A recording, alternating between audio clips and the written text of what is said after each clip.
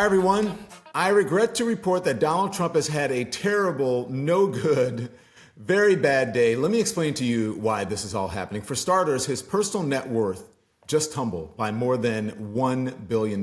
It's a lot of dough. You see, the shares of his Truth Social parent company, Trump Media Technology Group, took a nosedive. This is after a regulatory filing revealed the business lost more than $58 million, generated no revenue in 2023. Was it all smoke and mirrors? I don't know. We're going to talk about it. The figures in the subsequent stock plunge confirm what many economists had predicted, that Truth Social is what you call a meme stock. A meme stock. The initial multi-billion-dollar valuation was all smoke and mirrors. It's not all bad news for the former president, though, however, because remember he had to pay that giant bond, $175 million bond. That's after it was reduced. This is in a New York civil fraud case. So he had to pay that, and so his assets won't be seized now. But the real story here is where Trump got all of that money. Where did he get all of that money from? A subprime lender guy, we're told. Let's break it all down now. I want to chat now with Ben Meiselas. He is the co-founder of the Midas Touch. Ben, good to see you. There's a lot going on in Trump world, especially when it comes to money. I guess he's not as rich anymore, especially with all of these charges and, he's got to pay all this money now. So what happened? Where did he get this money from?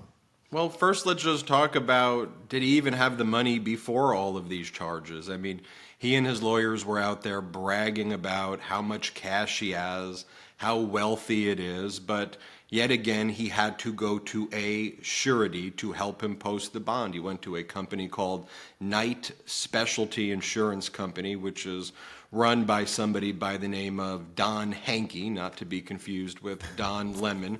Don Hankey has been a big Trump supporter. He made his money in the subprime lending for cars. So Donald Trump had to go to a subprime lender to bail him out, to help post a surety bond. And then this Hankey then gave an interview with ABC and others, and he couldn't even recall the collateral that was used. He believes it's cash and bond, but wasn't even sure. And he made it very clear in that interview with ABC that he was a Trump supporter. But yet again, you have Donald Trump going out there claiming he's got all this money, yet he uses political action campaign money to pay for his wife's stylists. I mean, Melania getting over $400,000 for her stylist.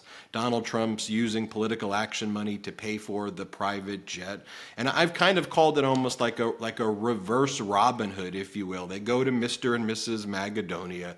They go and they get this political action money, and then they pay for the lavish lifestyle that they're all living in Mar-a-Lago. I mean, we saw Trump's lawyer, Alina Habba, who's been paid over $3.5 million, at least by these political action committees, partying it up in St. Bart's over the past week, individualized Dior bags and Chanel bags and customized bathrobes.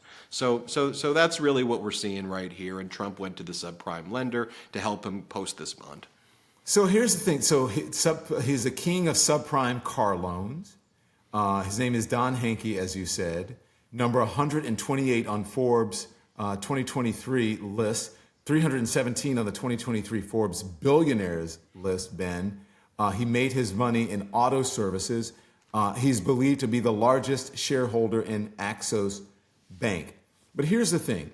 He has loaned Donald Trump money before. He's done business with the Kushner family, with Jared Kushner, the son-in-law.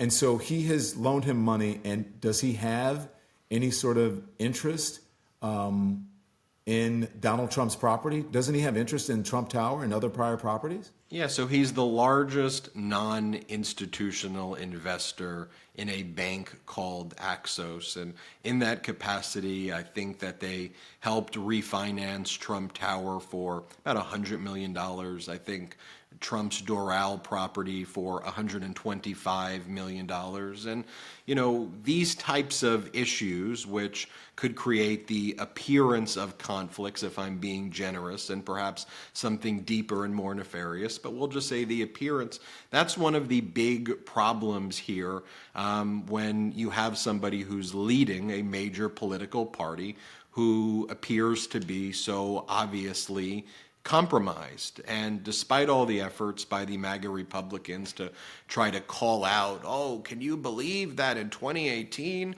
when President Biden was not the president, he lent money to Hunter Biden for $4,000 to help get a pickup truck in 2018? It's like, what are you even talking about? I mean, the conflicts that you're talking about here, or let's just say the appearance of potential conflicts, are real existential stuff. And like you mentioned, Kushner, of course, I mean, Kushner, who couldn't get a security clearance, is appointed to a major position in the White House, basically running American Middle East policy.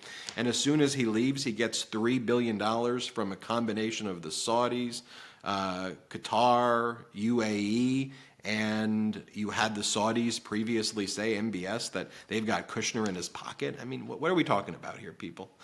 Yeah. We're talking about a lot of money is what we're talking about. Look, but let me tell you, this is what Forbes is reporting. Okay, Ben, and I want you to respond to this. That the company, Hankey's company, had initiated the deal. He reached out to Trump just a few days before the appeals court lowered the amount that Trump would have to pay, because remember, it was a lot more. So he reached out and he said, that's what we do at Knight Insurance.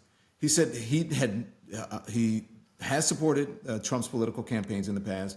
He's never met Donald Trump before, never talked to him on the phone, and he heard that he needed a loan. And so that's what he did. He's never met the guy before, but he certainly is loaning him a lot of money. And he certainly feels, like many billionaires do, that certain of the Trump policies, like the kind of lower tax cuts and trickle down, will ultimately benefit them versus bottom up, middle out. But again, it goes to this potential appearance of issues and perhaps something deeper.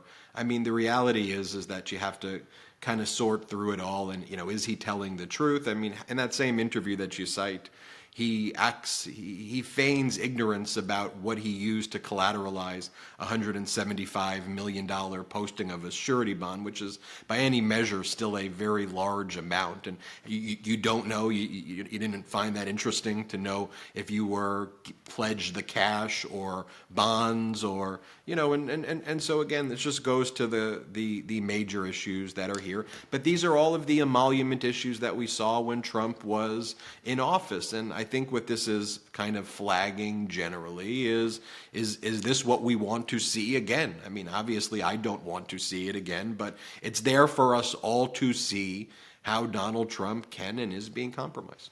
But listen, it's not to say that anything nefarious is going on with Don Hankey. He's just loaning him money. But my question is, you're an attorney here.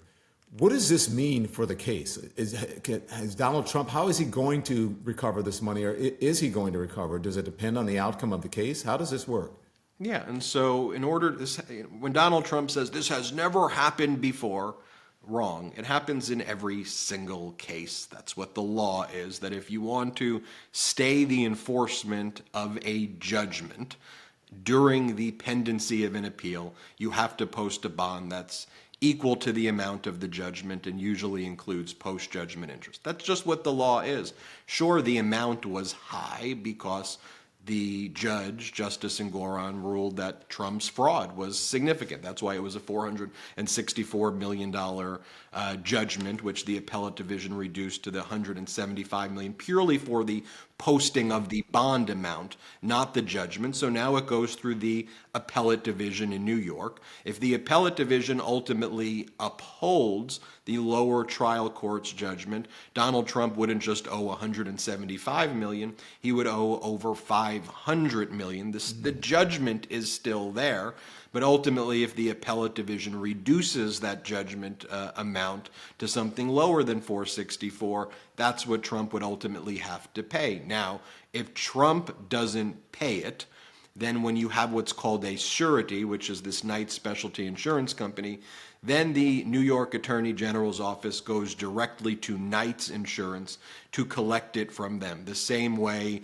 in the E. Jean Carroll case, if Donald Trump did not pay E. Jean Carroll in 30 days, Chubb Insurance is on the hook. E. Jean Carroll would go to Chubb. In the E. Jean Carroll case, Chubb would then have to sue Donald Trump, and they have the collateral pledged, in theory, so that's what Chubb would look to. And same thing with Knight Specialty Insurance. But then I think for Donald Trump, we all know his pattern of litigation. So would that just simply result in a Chubb v. Trump litigation that Chubb would just write off? Would this result in a Knight Specialty Insurance v. Trump litigation that Knight's Insurance would write off if that's advantageous? So that's what we have to deal with. I can't. This is unfathomable to believe. Number one, that a former president is in this position, that he has 90-some charges against him, that he is having to, post bond. It's really just unbelievable. And he's still the front runner to become president again, or to run for president again in the Republican side. Ben Meiselas of the Midas Touch, you're always informed. We appreciate you joining us. Thank you so much. We'll see you next time. Thanks, Tom.